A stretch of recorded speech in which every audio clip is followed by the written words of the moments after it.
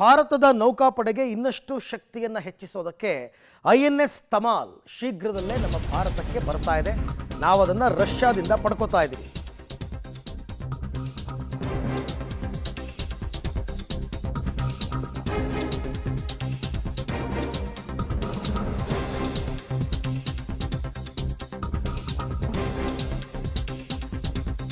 ಭಾರತದ ನೌಕಾಪಡೆಗೆ ಇನ್ನಷ್ಟು ಶಕ್ತಿಯನ್ನು ಹೆಚ್ಚಿಸೋದಕ್ಕೆ INS ತಮಾಲ್ ಬರ್ತಾ ಇದೆ. ಈ ತಿಂಗಳು ಅಥವಾ ಮುಂದಿನ ತಿಂಗಳಲ್ಲಿ ಬರ್ತಾ ಇದೆ. ರಷ್ಯಾ ನಿರ್ಮಿತ ಅತ್ಯಾಧುನಿಕ ಬಹು ಉದ್ದೇಶಿತ ಯುದ್ಧ ನೌಕೆ ನೀವು ನೋಡ್ತಾ ಇದ್ದೀರಲ್ಲ, ಇದೇನೆ.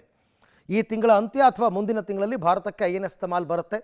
ಹಡಗುಗಳನ್ನು ಧ್ವಂಸಗೊಳಿಸಬಲ್ಲ ಬ್ರಹ್ಮೋಸ್ ಕ್ಷಿಪಣಿಯನ್ನು ಇದ್ರ ಮುಖಾಂತರ ಉಡಾಯಿಸ್ಬೋದು. ಹಡಗನ್ನೇ ಧ್ವಂಸ ಮಾಡಿಬಿಡ್ತವೆ ಈ ಬ್ರಹ್ಮೋಸ್ ಕ್ಷಿಪಣಿ, ಇದ್ರ ಮುಖಾಂತರ ಉಡಾಯಿಸ್ಬೋದು ಅಂತನ್ಬಿಟ್ಟು. ಹಾಗಾದರೆ ಈ INS ತಮಾಲ್ನ ವಿಶೇಷತೆ ಏನು?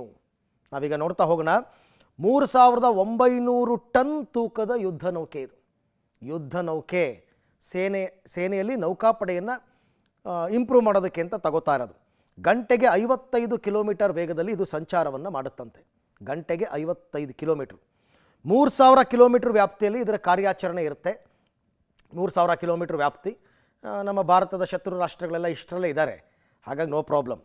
ಶತ್ರು ಪಾಳೆಯದ ರೇಡಾರ್ ಕಣ್ತಪ್ಪಿಸಿ ನಿಖರ ದಾಳಿ ನಡೆಸುವ ಸಾಮರ್ಥ್ಯ ಇದಕ್ಕಿದೆ. ರೇಡಾರ್ ಕಣ್ತಪ್ಪಿಸಿ, ರೇಡಿಯೋ ಡಿಟೆಕ್ಟಿಂಗ್ ಆ್ಯಂಡ್ ರೇಂಜಿಂಗ್ ಅಂತ ಇರುತ್ತಲ್ಲ, ಅದರ ಕಣ್ತಪ್ಪಿಸಿ ಸೂಪರ್ಸಾನಿಕ್ ಬ್ರಹ್ಮೋಸ್ ಕ್ಷಿಪಣಿಯನ್ನು ಉಡಾಯಿಸಬಲ್ಲ ತಾಕತ್ತು ಈ ಯುದ್ಧ ನೌಕೆಗಿದೆ. ಅದಕ್ಕೋಸ್ಕರನೇ ಇದನ್ನು ತಗೋತಾ ಇರೋದು.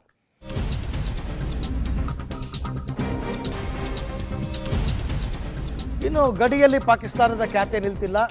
ಇವತ್ತು ಭಾರತ ಪಾಕ್ ನಡುವೆ DGMO ಮಟ್ಟದಲ್ಲೇನೋ ಸಭೆ ನಡೆಯುತ್ತಂತೆ. DGMO director general of military operation. ಅಂದರೆ ಸುಮ್ಮನೆ ರಾತ್ರಿ ಹೊತ್ತೆಲ್ಲ ಖ್ಯಾತೆ ತೆಗಿಬೇಡಿ. ಎಚ್ಚರಿಕೆ ಬಳಿಕವೂ ಪದೇ ಪದೇ ಕದನ ವಿರಾಮ ಉಲ್ಲಂಘಿಸ್ತಾ ಇದೆ ಪಾಕ್. ಹಾಗಾಗಿ ಕದನ ವಿರಾಮ ಉಲ್ಲಂಘನೆ ಬಗ್ಗೆ DGMO ಮಟ್ಟದಲ್ಲಿ ಇವತ್ತು ಸಭೆ ಆಗುತ್ತಂತೆ. ಆ ಸಭೆಯಲ್ಲಿ ಏನು ತೀರ್ಮಾನ ತಗೋತಾರೆ ಅಂತ ನೋಡೋಣ. ಅವರು ದಿನ ರಾತ್ರಿ ಆಯಿತು ಅಂದರೆ LOCನಲ್ಲಿ ಇದನ್ನು ಹಾಕೋದು, ಗುಂಡು ಹಾರಿಸೋದು.